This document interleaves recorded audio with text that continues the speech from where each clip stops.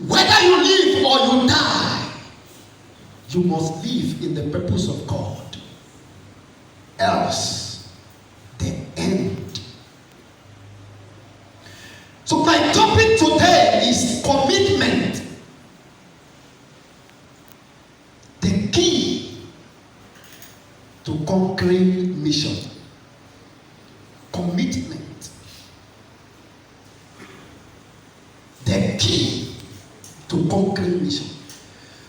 I was asking myself yesterday few questions like,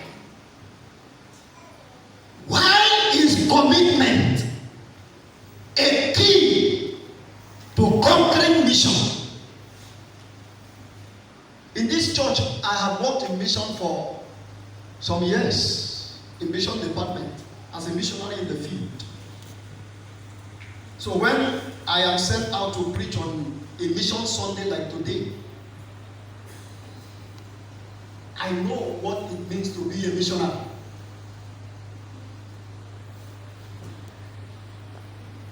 I know. I was telling your minister, when Acts of the Apostles was being read, and I told him, I said, that is your word. The only thing I don't know in life, why I took this yoke upon my neck, is where I am going to. But the only knowledge I have is that wheresoever I am going to, persecutions, tribulations, oppositions, hatred awaits me there. That is why I may come to a church like this with so many visions, believing in me that as I come, everybody that is in this church is a child of God and will celebrate that vision. But when I announce my vision, I attract haters to myself. If you don't know, go and find out from Joseph that his own didn't come from people of different background. His own came from the same family. After announcing his vision, the first person that questioned it was his father. Joe, in the list of my children, you are second to the last. From your mother's womb, you are only two. You and Benjamin, who is the last one. Do you mean that your mother and I and your 11 brothers, we will bow down to you? A man's vision attracts hatred.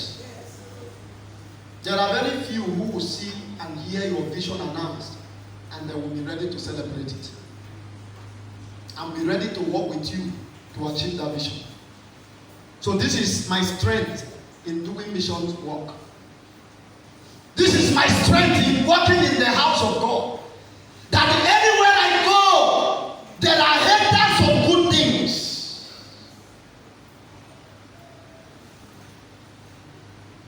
The few that will love the good things, I will walk with them. Bible says in Nehemiah, where we read, that this young man called Nehemiah had a burden. After all, he was not the only one amongst many from that same community. But he had a burden. How can the graves of our forefathers be put to the open?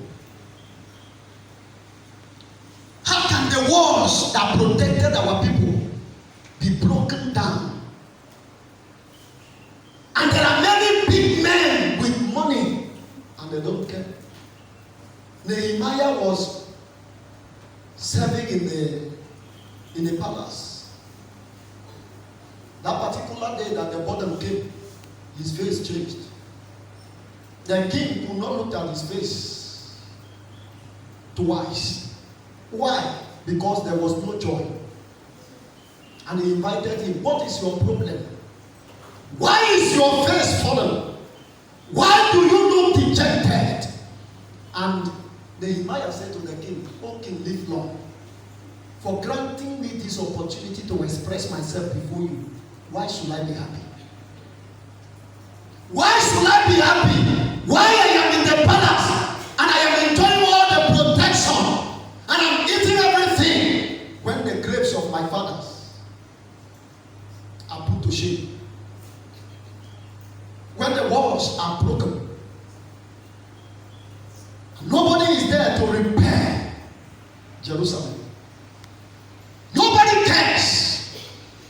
Nobody is concerned about it. Why should I be happy? Okay, grant me permission to go back to my father's house and rebuild it.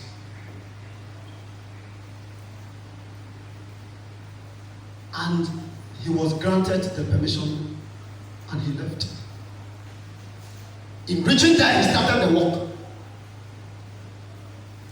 That which men have concluded of, if they find a man doing it, men will rise up as though they desire to do it or to distract the work from going on.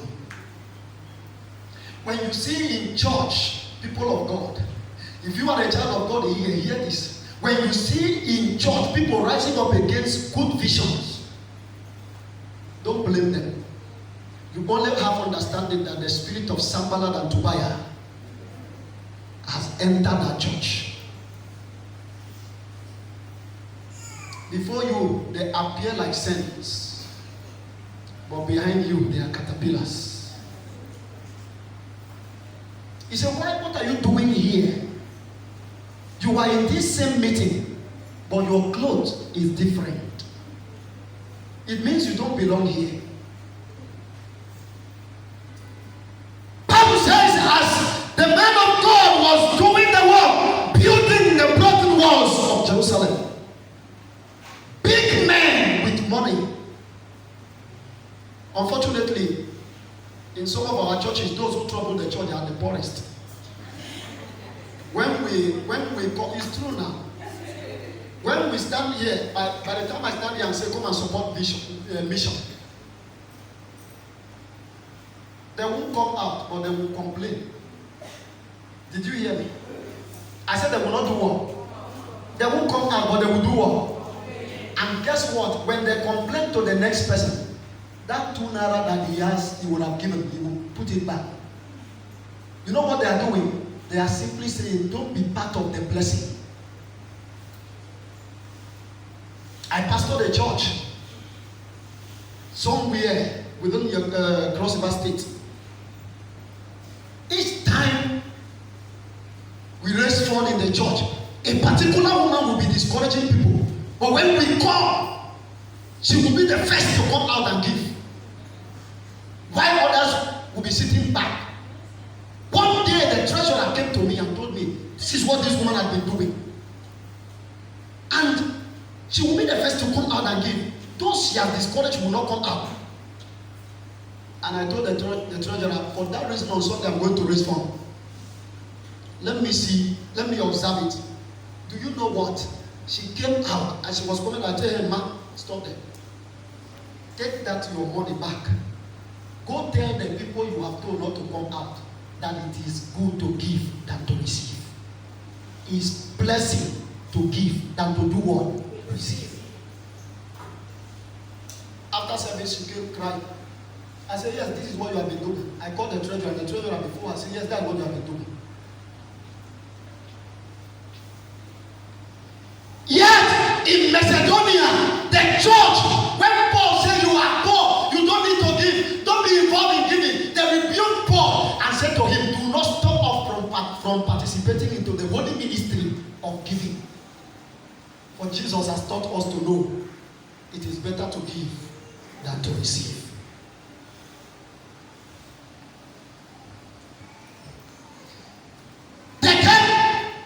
They called on him and said, Nehemiah, come and meet us in so and so place. We have gathered there, we want to have a meeting so that we can put our hands together on how we will do that work speedily and finish it.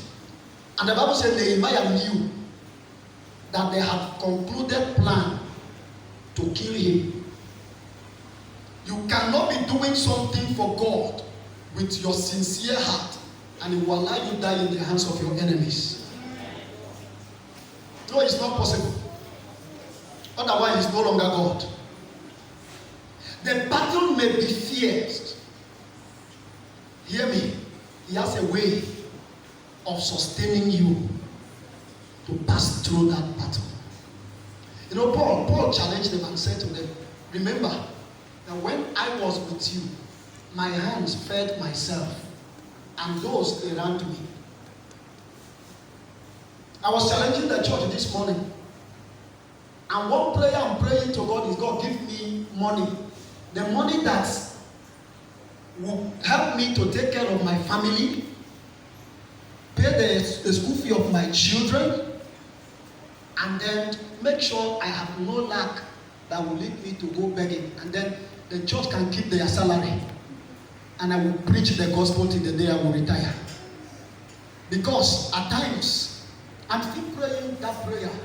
Because at times, when we wait for the salary, what you call salary in the church that you give to us, the day of receiving it, especially those days that they were paying from the table, before you will receive it, in villages that we collect salaries from the table, before you receive it, you receive a lot of embarrassment, and yet you are receiving a negotiated salary.